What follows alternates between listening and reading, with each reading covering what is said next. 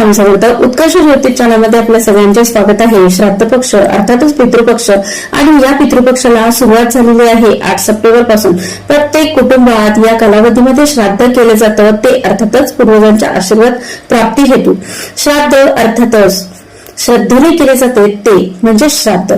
या श्राद्ध कालावधीमध्ये श्राद्ध करताना काही नियम महत्वाचे मानले जातात. त्यात प्रामुख्याने जर समजा वर्षभरात एखादी व्यक्ती मृत्युमुखी तुमच्याकडे पडली असेल तर अशा व्यक्तीचं श्राद्ध कुठल्या दिवशी केलं जावं ते जाणून घेणं महत्वाचं ठरतं. त्यासोबतच जर तुमच्या कुटुंबात एखादी सवाष्ण कुमारिका स्त्री मृत्युमुखी पडली असेल तर त्या व्यक्तीचं श्राद्ध कधी करावं, किंवा मग तुमच्या कुटुंबातील एखादी व्यक्ती घरातून निघून गेलेली असेल तर अशा व्यक्तीचं श्राद्ध कुठल्या दिवशी केलं जावं, या आणि अशा अनेक प्रश्नांची उत्तरं असलेला एक व्हिडिओ आपल्या चॅनलवर उपलब्ध आहे. तर त्याची लिंक डिस्क्रिप्शन बॉक्समध्ये दिलेली आहे, तिचा तुम्ही लाभ घेऊ शकता.